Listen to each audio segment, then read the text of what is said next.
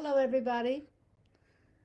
Welcome to Facebook Live. I am Stephen Foster. I am the author of the workbook Awakening the Actor Within, and I'm so happy to be here with you, concluding the 6 weeks of Facebook Live. Um, if you can hear me and see me, just give me a heart or a like or whatever. Just let me know that you can hear me okay. All right. So, welcome. Today we are going to discuss the 5 basic blocks of acting. And these are blocks that I have identified with students and myself over the years that I've been teaching. And I've boiled it down to 5 major blocks. And of course, actors don't like to talk about blocks. They're afraid of them, and it scares them. The word scares them. Um, but it's nothing to be afraid of, because the moment you identify a block, actually it gives you a building block from which to work. Um, Anton Chekhov said, if you want to work on your acting, work on your life. And I believe that. I believe that the more you do your inner work, the more the outside world changes. And this really affects us as actors, because if you are blocked in an area of your acting, it means that you're probably not taking action. You're probably waiting for things to happen, waiting for your agent to call, waiting to get a part. And I don't encourage that in my course. I encourage people to identify their problems and work toward the solution. Okay, so I'm just gonna rip the band-aid off, and a lot of these questions are going to be like painful, and you're like, oh my God, I can't believe he's bringing this up. But we're going to talk about them, at least to get them on the table. Okay, so the first block that I always like to talk about with actors is something that I call toxic people. Now, this can range from your competitive actors, it could range from teachers, it can range from family members, it can be anyone who does any type of damage to your acting career. And the first thing I want to always say is, usually actors, when I give them this, they go, it's me.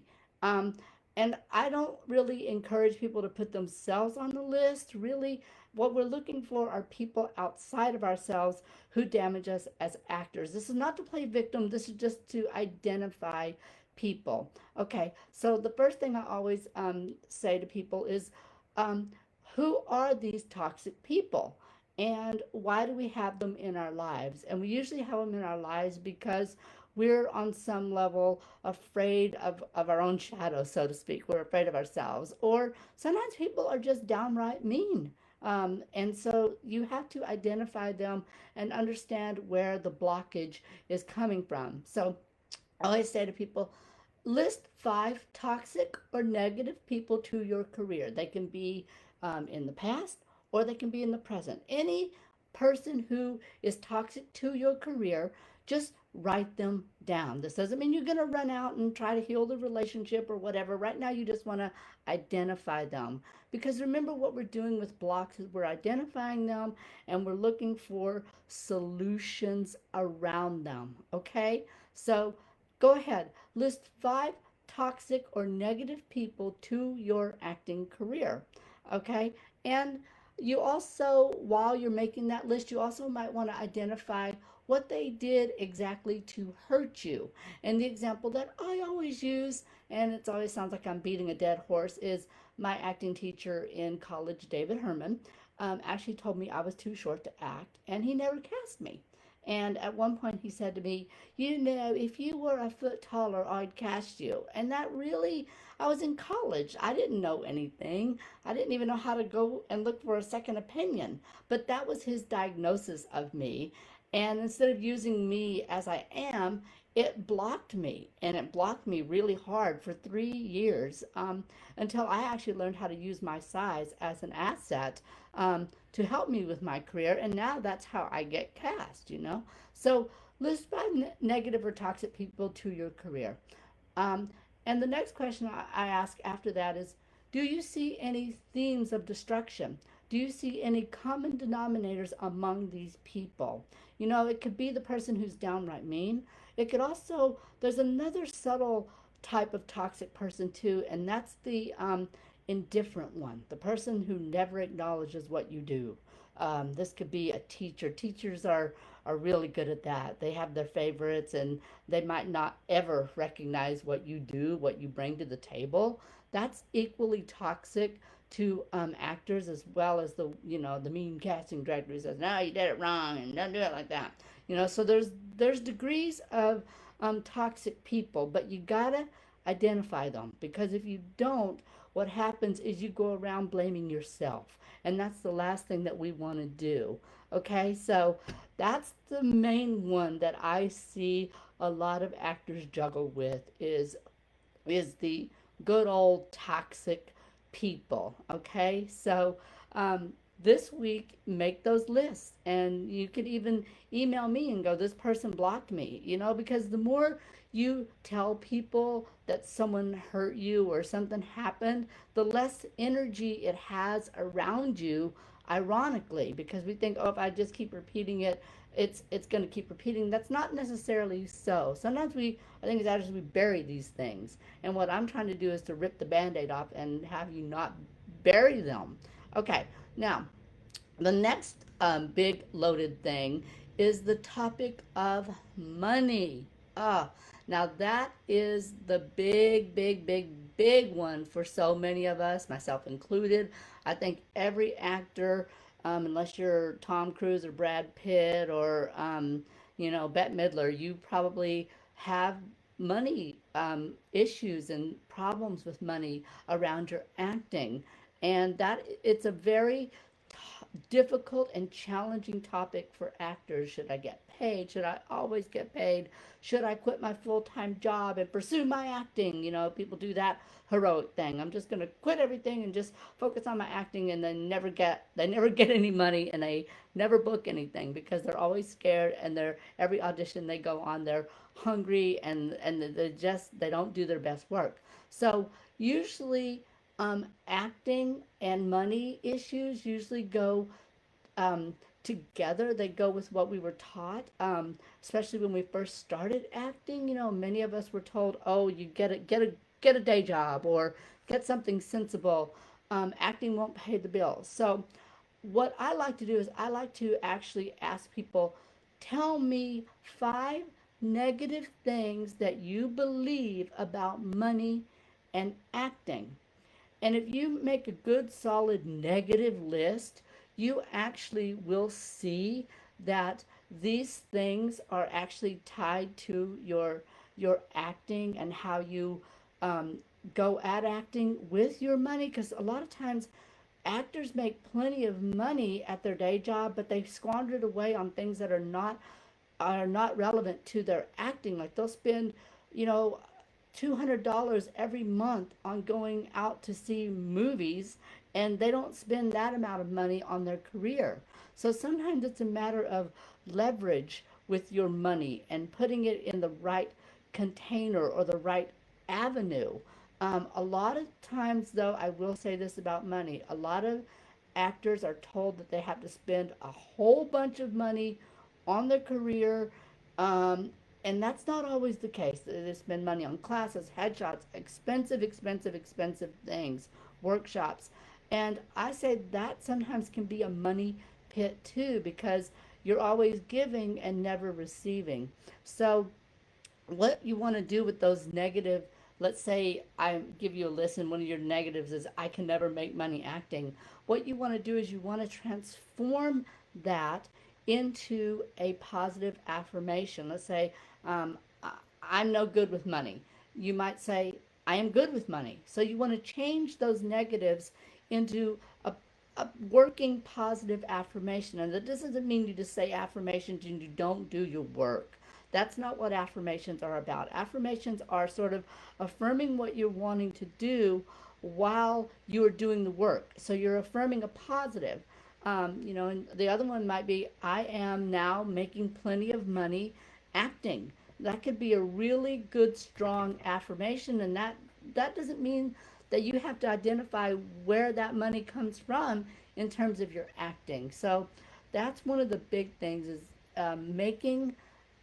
making everything that you do sort of an affirmative. You know, all these blocks you want to make them into affirmative. Okay, so um, and there's two books that I recommend that all actors read, and they're not acting books. The Dynamic Laws of Prosperity by Catherine Ponder, and Think and Grow Rich by Napoleon Hill. I suggest you implement those books into whatever acting thing you're doing. That way, you start thinking about money, because a lot of actors only think about the craft, but they don't think about the business. They don't think about making money at it. They're like, oh, I want to be rich and famous, but they don't actually think about money. So I'm encouraging you to actually think about money. Okay. So now I'm going to actually read some affirmations. Okay. And just, you're free to copy them and you're free to say them yourself. I deserve to be a rich and successful actor. Try to say that one as much as you can. Okay. Um, I'm constantly making money acting. I dare to prosper in my acting. Money floods into my bank account. I now book wonderful work for wonderful pay. Those can be great, great affirmations to start saying out loud. You can do them while you're doing the dishes. You can do them any time. Okay, so you just want to start thinking more about money in your career. Okay, now the next topic I want to talk about, it's a big one. It's called self-worth and self-esteem. And if you got it, good. Good for you, and you can just fast forward through this. Um, a lot of actors go into acting, and I know I did, and they had a low self-worth and a low self-esteem. And what happens is when you get out into the business of acting, you start going out on auditions, your ability to people please is overrides your actual talent. And you may have talent, but you may not feel secure in your talent. So self worth and self esteem are two of the things that I work on a lot with actors, because I find a lot of the actors that come to me have low self worth and low self esteem, either due to their family, due to what's happened to them in the industry. Um, Actors are very fragile and anything can shake us up. So, one of the things that I like to do is I like to ask actors, tell me how you really feel about your talent. And that's the good, bad, ugly. You think you're really talented, no one notices. Do you think that you're not very talented? Do you think you're ugly? Just do a quick inventory of your self worth and your self esteem about your acting. How do you really, really feel about your acting? And get in and do some digging around that, because you're going to find that you might not have the self worth and self esteem to actually stand up to the bullies, to say no. When early in my career, I found it almost impossible to say no to people, especially when they gave me their opinion or what they thought about what I should do. I always thought that I had to do what they said, because I had no self worth and no self esteem in my acting. I didn't grow up in an acting family, or I didn't even really know what acting was. So I didn't really have a lot of self worth and self esteem. So I say you start working on that. So you actually can go into an audition with confidence. And I don't mean bravado. I don't mean going in there and bombastic. That's not self confidence. That's not self esteem. Self esteem, self confidence. No, you just know who you are, and you're centered, and you don't let anyone take you off of that. Um, so that's one of the major ones. So, and if you do have self worth and self esteem issues, I suggest you get a book like Louise Hay's "You Can Heal Your Life," or any book on self reliance or self esteem. Um, Now, the next one I'm going to talk about is jealousy. Now, jealousy is the thing that really can screw you up, because if you're jealous of someone, you might be watching them all the time, sort of like stalking them and watching their career instead of paying attention to your own career, which is where you need all of your energy. Um, so, one of the things that I like to do is list five. Once again, make a list. And I'm going to blow through these, and you can always come back to them as well. List five actors that you're jealous of, and why are you jealous of them? And I want you to be specific with these actors. Like my friend Jason, because he booked a sitcom.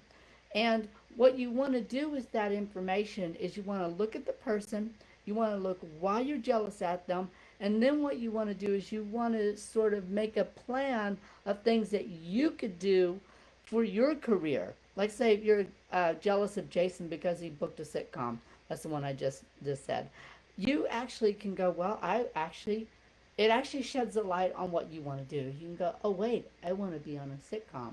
So what you can do is you can start modifying your acting plan to be on sitcoms. You can start auditioning. You can start reading scripts at least. You can do anything that's in that vein. So you're actually taking the poison arrow out of your jealousy, and you're actually putting it back to where you can shoot at your target, which is actually being on a sitcom, as opposed to being jealous of Jason because he actually booked one, because you never know how he booked one. He might have known the casting director. There's many reasons. He may have had the talent. He may have gone out and auditioned. You never ever know why someone booked something. Now, the final one, number 5, is networking and contacts. Now, that is, I could write a whole book about the importance of networking and making contacts. And a lot of actors are very, very, very squeamish when it comes to their networking and their contacts. And, go back to the self-worth and self-esteem. I find a lot of actors who have self-worth and self-esteem have no problem with this. They just think of it as part of their job. They're like, yeah, I deserve to be on that sitcom. I deserve this. They don't have any issues reaching out to people, networking, making those contacts. But I find a lot of people who have self-worth and self-esteem issues, which is why I teach what I teach, is they actually are squeamish about reaching out to people. They're squeamish about reaching out to directors. They're squeamish about reaching out to casting directors or producers. And that's something that you're just going to have to inch your way toward, because what happens is you're going to have to make those contacts with those casting directors, because just going out and auditioning doesn't always do the trick. Sometimes they want to know you, and most times they do want to know you. So the final question I'm going to point to you is, list 5 ways you could network yourself. And that could be sending out a postcard, that could be sending out an email, that could be just reaching out to 5 casting directors of sitcoms, or that could be just finding out who they are. So that is the other big thing, is networking and contacts. Okay, so those are the 5 big blocks. Now, if you start working on those and you consistently work on those, you will actually find yourself moving ahead very, very quickly. And I've actually pulled these out of my acting book just to sort of give people a power punch. So this is going to conclude my 6 weeks on Facebook Live. I'm actually going to be moving over to Zoom. That way I can actually interact with people face to face. But it's going to be by invitation only. So if you want to join, just send me a private message or comment on this, and I will send you a link. And so thank you very much for joining me this 6 weeks. It's been fabulous, and there's going to be more to come, because I'm going to go over my workbook a lot slower, I think, now on Zoom. Okay? So thank you guys for joining me, and stay safe out there.